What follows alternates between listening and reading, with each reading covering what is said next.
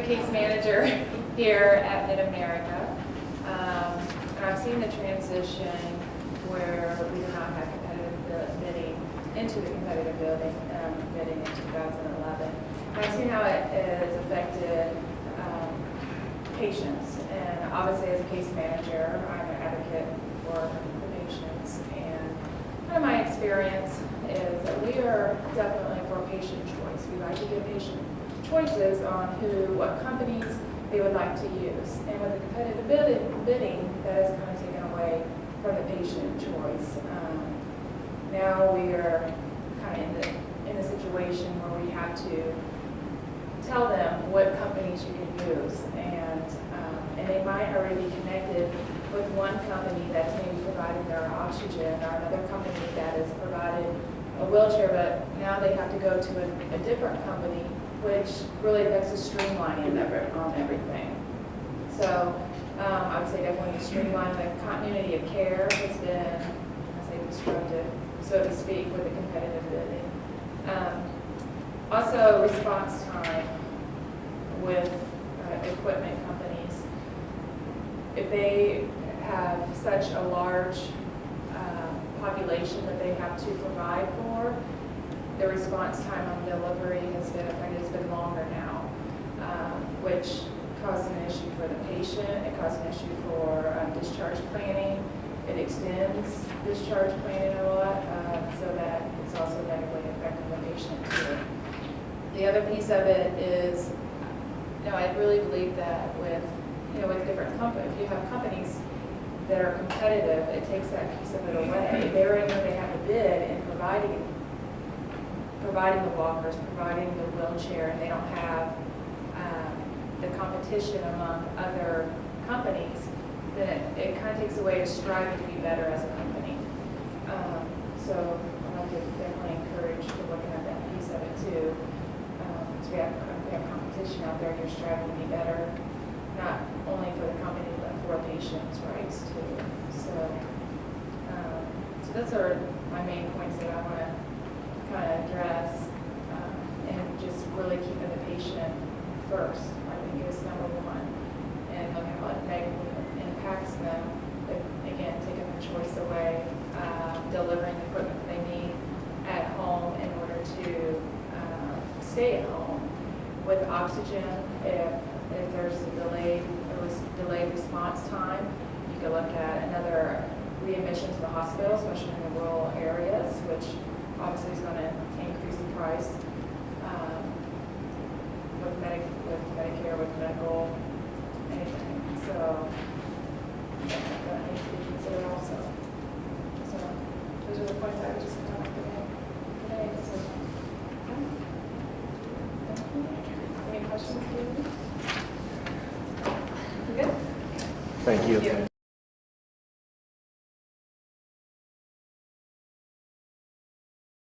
Hi, my name is Mary Butler-Smith. I'm a physical therapist. I've been a physical therapist for 30 years. I have been in the industry with geriatrics for 15 of my 30 years. And in the last year, our experience has been that with the competitive bidding, the change has been that prior to competitive bidding, we were able to choose the provider that we felt was most knowledgeable and provided the most residents. So it's almost like, it was capitalism at work. So you just go to the people who deserve it because they provide the best service and the best equipment. And consequently, they also provided great follow-ups. If we got an electric power chair, like, for example, they would come back and service it. Since last year, when we had the competitive bidding, we now have to go down the list of who we call for providing a hospital bed, versus someone else who we call to provide a power chair, versus someone else who calls to provide a standard wheelchair. And the outcome is that you're calling multiple people, and some of those people that we have to call because they're the ones that got the bid they don't deserve our business. They don't know what they're doing. They come in completely trained as far as what the equipment is supposed to be able to do, how to put it together, how to select the best and the most appropriate standard wheelchair for somebody. And the therapist can tell them specifically what we need. And our experience in the field is that about 50% of the time we get what we actually asked for, what the order actually says. I can tell you stories in one building. I'm in one building in the whole country, and I have multiple stories of where people, fighters who got the lowest bid, come in, and one of them is that they brought a hospital bed for a lady. She sat in her living room while they put it together. When they left, she got in her bed. It fell to the floor. Fortunately for them and us, who was not injured, it took an hour and a half to get response, to get somebody back out here to fix the bed and put it together the way it was supposed to be put together. We've had an air mattress brought out, and the air mattress was not regulated. They didn't show any of the nurses there in the building, or the patient for that matter, instead of living, how to adjust it. And in the middle of the night, the air mattress blew up so big that it dumped the patient off onto the floor. That didn't get fixed until the next day. And I could go on and on. I have families, DPOAs in our building, who said having dealt with certain companies that we now have to deal with because they always go wrong. So it's just very unfortunate that we're in a situation where the best companies that provide the best knowledge and service are not allowed to, they're not the ones that we're to use. So that's been our experience. Very frustrating.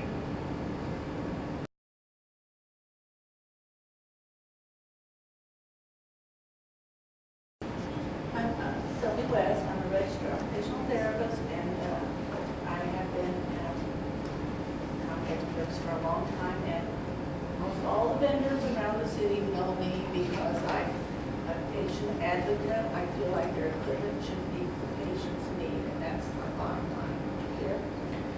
At the present time, I'm doing work for Select Rehab in a long-term care facility in Raintown, Benchmark, and I also do some field work for Kinetic, which is an outfit that specializes in vets and wounds. I want to support some of the things I've already heard. The knowledge level is very important in providing equipment to different patients. Different patients have different risks than other ones. I'll give you some examples, particularly patients with spinal cord injuries, CPMS, spina bifida. Those types of patients do not have sensation, and it's very important that they have fitting of a proper chair and ensure they get offloading, and they need to be followed to be sure if they call up and say, there's something wrong with my cushion, you need somebody local to go out right away before they get a PQ, and which if they need to have a flap done, we're probably talking about $300,000 or more. And they go to the acute hospital, they go to men, they have surgery, they have a lot of antibiotics and so on. It's very important there's different risk levels. Sometimes it's like not everybody's the same. At the same time, I would admit I have a patient that has Parkinson's that can walk short distance with a cane, and she just recently, within the last month, received a power chair, which happens to be a $25,000 Tilton Space, which I was not involved with that. Of course, you know, a bidder was involved with that. They used for diagnosis and so on to qualify her for that, but she probably, in her little apartment, having a little scooter or a little, just a smaller power chair, she could have gotten around in her little apartment better than this kind of big machine that she now has. So knowledge is very important to match the patients with the needs that they have. Also, I hadn't really thought about this thing about the rural, but they brought out the rural. I did have a patient that they dug out of the road in Joplin, and when there was an attempt to use a vendor which he wanted, he couldn't do that.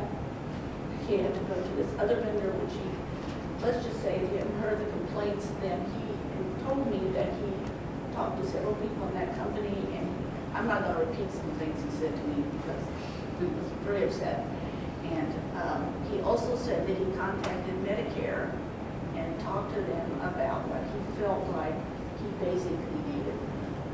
And so it was quite some time before he got a replacement chair. Anyway, let's say if you want to hear a complaint, he probably would tell you, you know, that type of thing. And just, you know, one of the big things I just want to reiterate, you know, is I am very supportive of having local vendors because they're able to provide service to the patients. Usually get there to get a chair. Someplace in the future, particularly if our quality is going down, they're going to need some service for their chair. You know, even if it's just a little manual chair. And they need somebody local. You are talking about people, you know, these aren't, you know, these people have immobility issues, all of them, or they would be having chairs, walkers, canes, and so on. So I feel like that is a vital thing to provide, just basic service for the patient over the long haul, because it's on a long haul where the risk is to end up back in the hospital and impact the system. It's hard on the patient, and it's not good on our system either. Do you have any questions? Go for it. Okay. Thank you. Thank you very much. Thank you, Ms. West.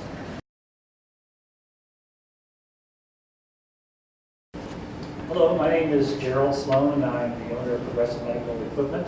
We are an Alexa-based company that did not win any contracts in competitive bidding. My focus here is not to be sour grapes and complain the fact that we went from 18 employees down to 8 because of competitive bidding, or the precipitous drop in sales in my company over that time period as well. But it's instead to give you all some insight as to the impact that this misguided program has had on our customers. I started Progressive Medical Equipment 13 years ago as a complex rehab provider. To clarify what that means, my company is not only a supplier of mobility products such as manual and power wheelchairs, we are a service provider in determining what is the proper use and applications of these products. There are over 40 building codes and coverage criteria associated with wheelchairs, and even more associated with wheelchair positioning products such as cushions and backs. We are tasked with knowing this and sharing this information with our referral sources so that these products are used appropriately. Why do I share this with you? Because elimination of companies such as mine is not only provides one less resource for Medicare beneficiaries to access this equipment they need. Elimination of a company of mine, such as mine, would eliminate more than 50 years of experience and accumulated knowledge in this area. To that end, Kansas City already lost a very well-respected company and contributed to our community when Jerry Stevens opted to sell his local company, Medicare, to a national provider. Jerry's company was a competitor of mine, but he always made me a better person and a better company. And as Danielle Sigler referred to earlier, competition is what makes a difference in the service area, and lack of competition means we just don't have to try as hard anymore. He made everyone around him better, and so it's a sad loss in my mind that a guy like Jerry is no longer operating in the Kansas City area because of this program. But the ramifications go much deeper than this. As a company serving the Kansas City area for over 13 years, we have naturally amassed a very large customer base. A customer base that believed enough in us to purchase their equipment from us. When competitive bidding removed us from certain product categories, we no longer could respond to their needs. We field multiple phone calls a week from distraught power wheelchair users, some of them who are here today actually, some previous customers of ours, and some who have acquired their equipment from other providers, begging for service and repairs to their power wheelchairs. I find it particularly distasteful to turn them away when our company is more than capable of providing these services, but can't because of competitive bidding.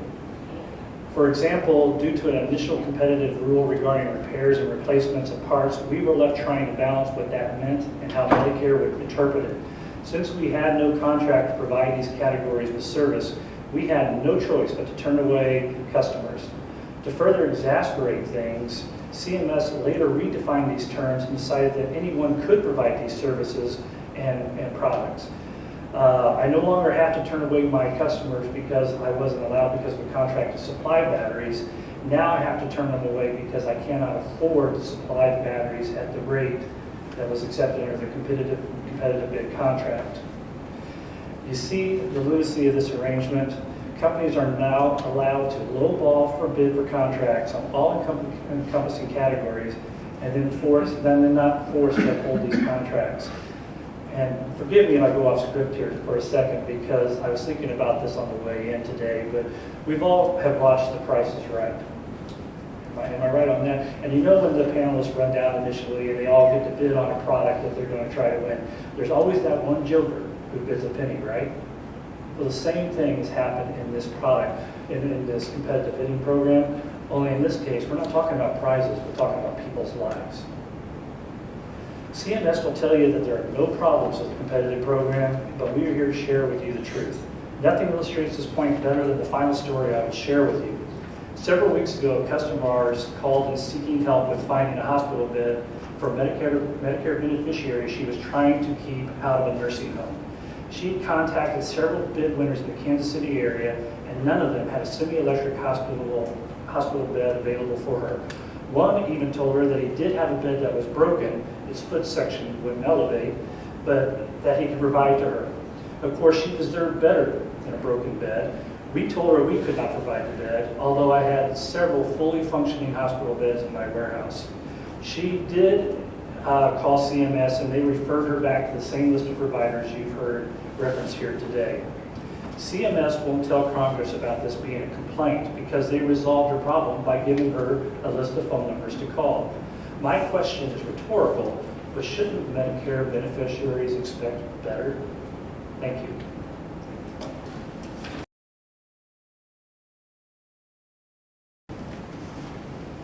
Thank you all for coming today. I know you guys are very busy like the rest of us.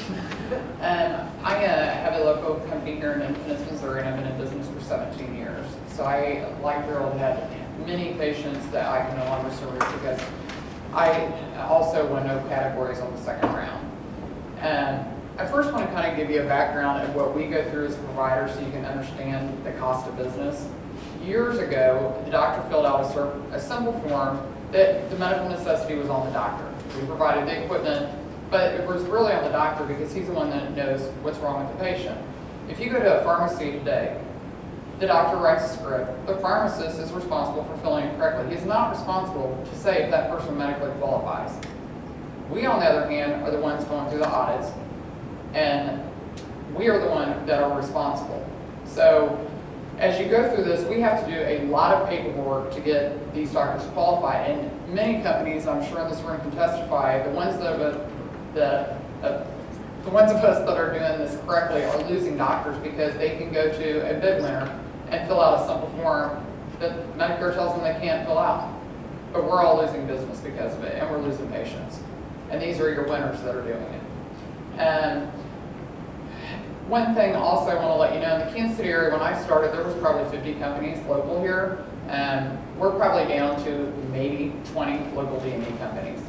in the power chair category, out of the 9 winners, 2 are nationals. We have 1 local provider that won power chairs, and he refuses to take the equipment and he sends it to the national.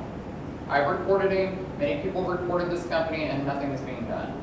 So we have people lowballing these bids, signing the contracts, and they're not even willing to take them, but nothing's being done.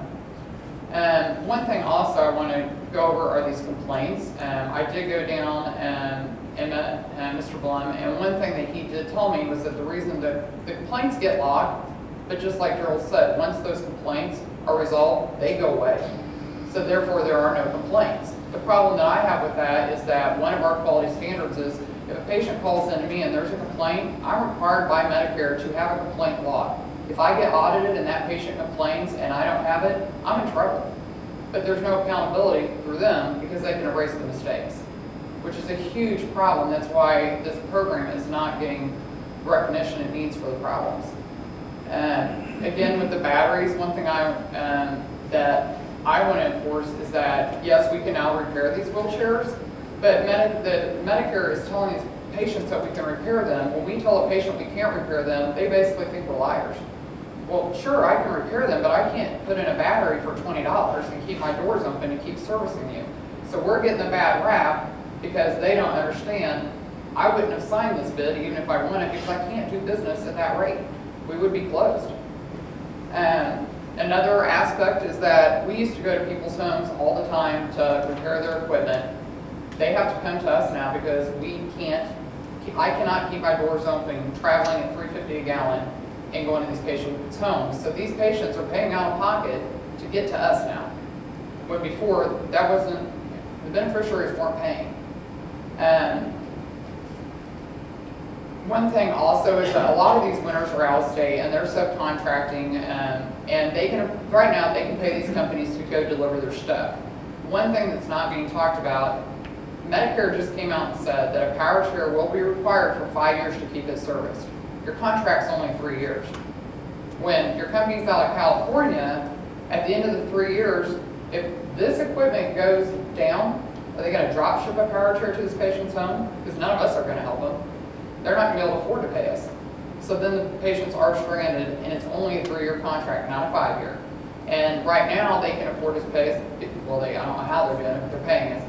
And when they do that, it's on a purchase. This is a rental. It's going to take these companies 4 months to recoup their initial cost. They can't pay us anymore. It's a huge problem on the bidding program that's coming up. It's much different. It's a whole different ballgame this time, and it's going to be worse than it's ever been.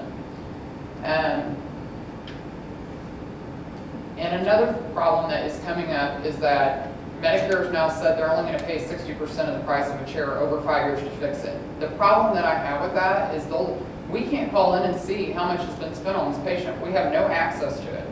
So if the beneficiary is capped out at $2,000 and Medicare's already paid $2,000 in repairs, we have no way of knowing. We just gave out $1,500 in motors and gearboxes and electronics, and we can't charge a beneficiary, but we ate the money. But Medicare does have a way of knowing that, and I know for a fact because I got capped out on a repair for a patient with a power tilt, and they're 5 years old. I ate $1,500 in repairs. So they have access to those numbers because they cut my money off, but I have no way to know how much is being done on repairs. So that's a huge problem. So I'm really here to talk about the problems we're having now, and really please look at what's getting ready to happen. It's going to be worse than ever. You know, and on another point being is that out of these winners, we have winners that have closed doors. Spectrum was a very well-ran company in Kansas City. They're gone. They closed their doors. They haven't brought in a new provider. They've never been replaced. So your winners can go out of business. And nobody is setting up shop to replace them. And lastly, this time, there's a lot more categories. Imagine being a patient with quadriplegia. He has to have a Hoyer. He has to have a hospital bed. Most likely, he's probably laying on a low air loss. He is in a hospital bed. Most of them they'll be on oxygen. They have 5 to 6 different people to call to come into their home. And what people believe is that these winners win multiple categories.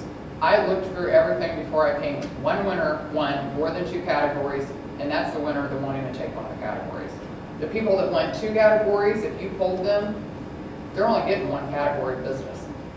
So they're not, even if you win multiple, they are not servicing multiple categories.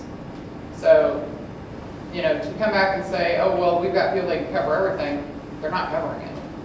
And lastly, you know, just the idea I want to put in your head is remember what they have to go through every day, and discharge planners are having a hard time discharging them, and they're staying longer in these hospitals because we can't get them out the door. And the local DME providers, like Gerald said, we have the equipment in stock, but we can't put it out.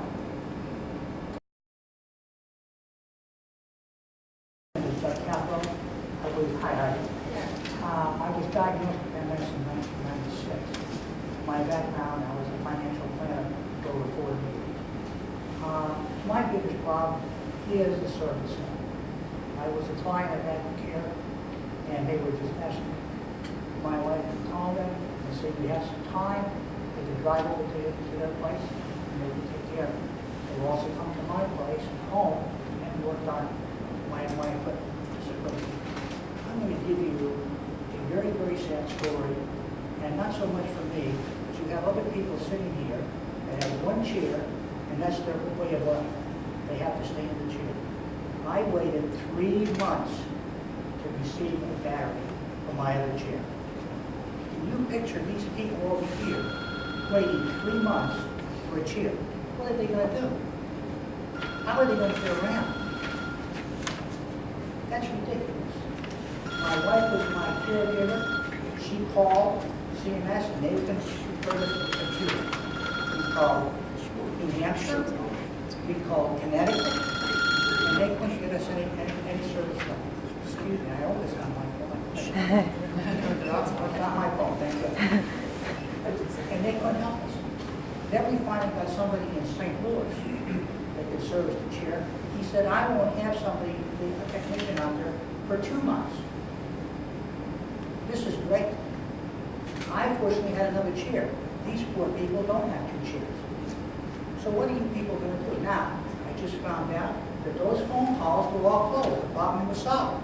Was the problem solved? Absolutely not. Who suffered? These poor people. Now, somebody has got to be accountable for this. And the sooner the better. And I'm sorry.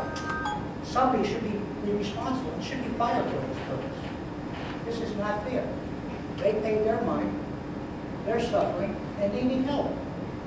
Let's give it to them. I don't want rhetoric, I want action. I thank you for your time, and I appreciate your being here. I do have a question. Call regarding the issue that you had with your battery and your service. They refer us to the computer system. I have a computer. My wife got on the computer system. She's sitting right here when I ask her some No, questions. I just wanted to clarify. They called. And they considered returned the it call. closed. They said, okay, go to the computer. Here's the government agency. Here's the website. We went there and then we started shopping. We made phone calls. And Connecticut was one of the first ones. I think the best story was the guy in St. Louis. I won't have a technician there for 2 months. What are these people going to do in 2 months? But then they considered your problem solved. because That's you exactly found right. The problem's closed. I gave them a number. Was the problem solved? No. The problem wasn't solved. On paper it was. To their records it was. These poor people suffer. Put yourself in their place and see how you would feel. Or a relative, how you would feel. This is not right. And as I said, I'm tired of the rhetoric, tired of all the shenanigans. I want somebody to take action. And this bill is a start. I want to thank you for your time. I appreciate it very much. Medicare beneficiary. The reason I'm here today, I'd like to address the fact that you have to go to 5 different providers to get equipment and get approved for that equipment and get it. It's really a pain. I've got a low air loss mattress, has to come from one company. It doesn't work right. They came out twice and tried to service it. And a complaint form, and they came back and said, well, it works fine according to our standards. But it doesn't oscillate like it's supposed to. It's hard. You lay on it. I don't have an aide that can come in every 2 hours and turn me at night like the doctors say you should, can't afford it, and they sure aren't going to provide it. The other thing is a CPAP machine. To get it serviced, it's like, well, we'll come out and do it, but we do it once every 3 months. If something goes wrong with it between then and now, that's just your problem. You have to wait. It's just ridiculous, I think, that you have to wait that long to get something fixed. The bed, it's not something I can do without causing more bed sores. And the minute, for example, the last time I had a sore, it took about 8 months for it to heal. And they let me use a low air loss mattress. And the minute they found out that sore was healed, they yanked the mattress out of the home. Well, it's like, why? We know what caused it was the mattress, but I was sleeping on it. It was low air loss. We healed it with the low air loss, and the minute it's healed, we take it back. And I ended up, sure enough, I've got more bed sores now. And I think it's ridiculous. His low air loss mattress that went down on him, he's had to have 5 skin flaps now. He just got out of the hospital, and on top of that, he just told me the other day, and I had no idea about this when I was asking if he had any problems, his mattress is still not working right. He just had a skin flap, and he's laying on a mattress that doesn't even work. So that is probably the worst story I've ever heard.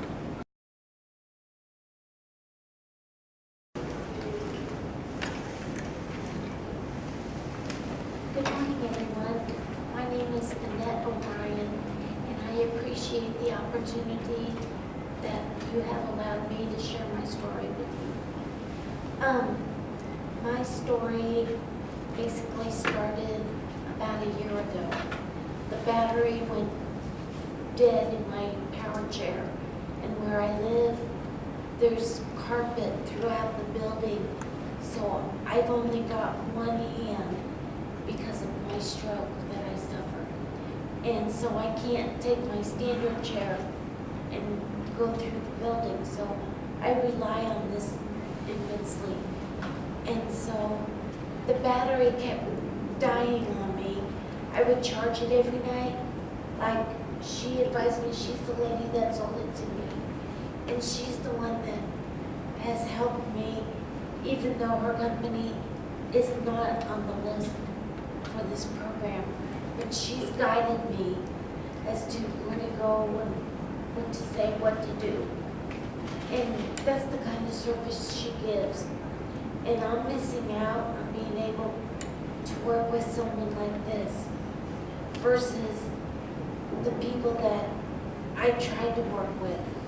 What she advised me is that she couldn't help me because she was not a winning company.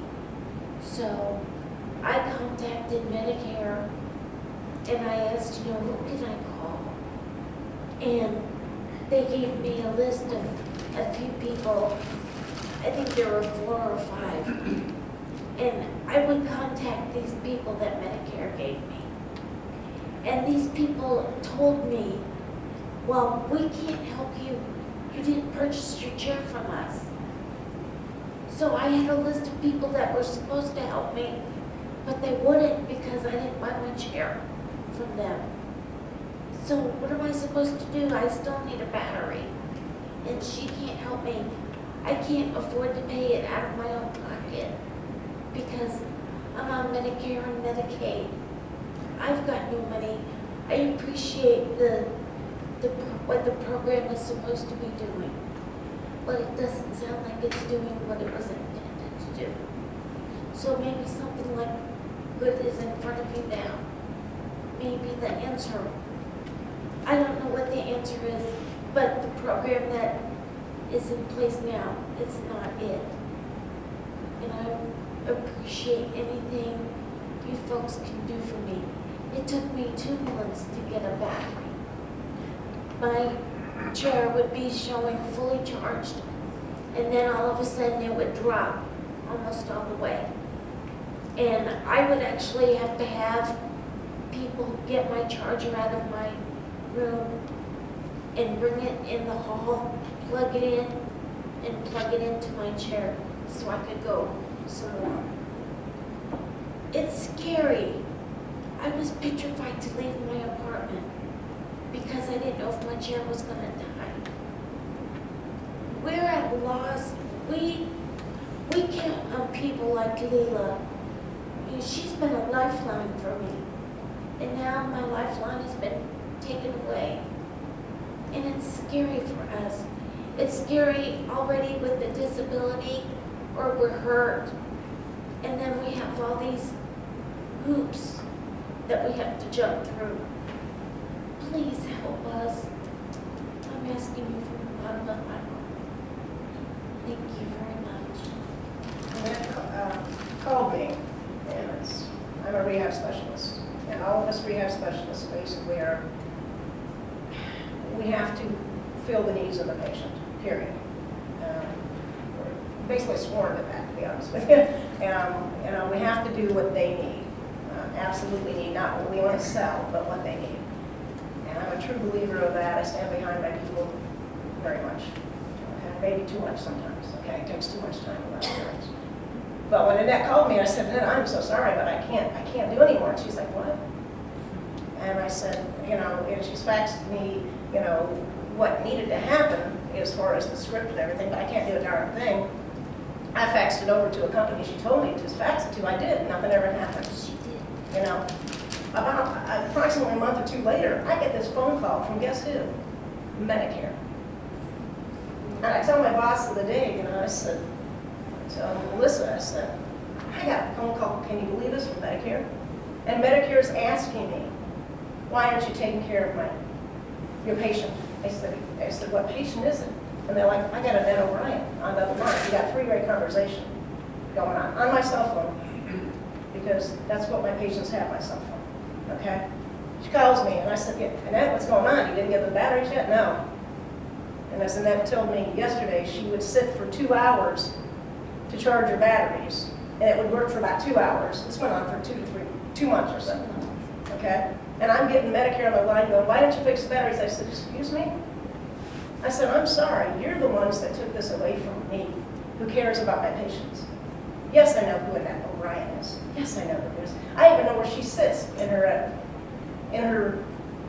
dining room. I know exactly who she sits, and I almost know the people she sits with, okay? But I can't service her.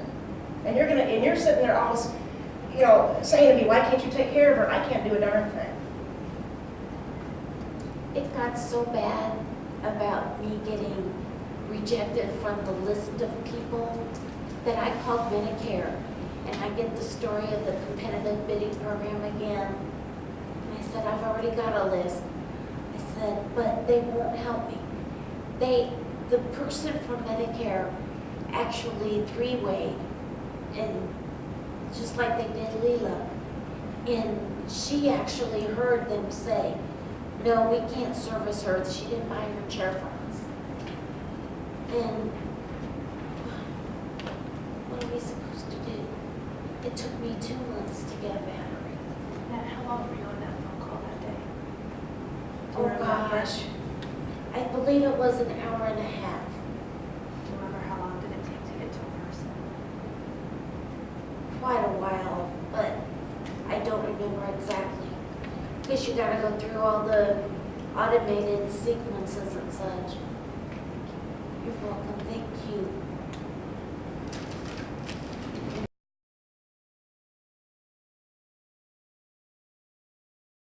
Yes, ma'am. I don't know if we're on a time constraint, and I'm obviously not listed on your program to talk, but I would love to be able, I have a very unique perspective. And if I could have just a couple of minutes, I would love to tell a little to you. I have 18 years plus of home health nursing experience, so I'm a nurse by heart and first and foremost always. But for the last 2 years, I've worked for a company called KCI Greenbacks, and I don't know if you guys are familiar with that company, but I'm sure many people in this room are. So it's a big company. It's not a mom and pop company. However, I'm a very small peon in the run of that multinational company. But negative pressure wound therapy is what we do, and that's coming down in the next round of competitive bidding. There are many different companies now who have negative pressure wound therapy products out, and I've used all of them as a nurse in the field. What triggered me, I guess you might say, to come work for KCI, to leave my nursing background and come work for a quote-unquote sales company or a DME company was a patient I took care of, a particular patient who had a diabetic foot ulcer on her foot. Her podiatrist wanted us to try this other product, a negative pressure product, and we tried it, and it was not successful. And I reported back to that particular doctor several different times that we were not having good outcomes. She would go in, he would put the thing back on. Long story short, cheaper isn't always better. Having a bigger company like we have in the instance of wound care, what KCI does that some of these other DME companies that might have a negative pressure product out is they hire nurses like me. And so I do go to doctor's appointments with patients who have complex wounds. I do go into their homes and assist the home health nurses who are taking care of patients with complex wounds. And some of these wounds are not just diabetic foot ulcers. We're talking about the patients who did lay in their bed and didn't have the right mattress. It's all one big circle. And everybody looks at it in all these little parts. But what happened to Patsy, my patient, is she ended up back in the hospital. She ended up losing her foot. She ended up in an LTAC for weeks. She ended up in a nursing home for weeks. She was on a wound vac during that time, IV therapy during that time, all the different fancy beds, because now she was non-ambulatory. We had to worry about further skin breakdown. I hate to think of the hundreds and hundreds and hundreds of thousands of dollars that Medicare spent. Oh gosh, it was probably more than that on this that started out as one tiny wound. So in my opinion, in that case, the doctor had a choice and he could have used a different product. But if you take that choice away from the clinicians, it's not just about taking it away from the patients, but sometimes, the patients don't know the different products and we would never expect them to. But if competitive bidding goes down and you give that contract to the cheapest bidder, you aren't going to get the best outcomes for your patient. It's proven. There are head-to-head studies. It's proven, and it's a shame.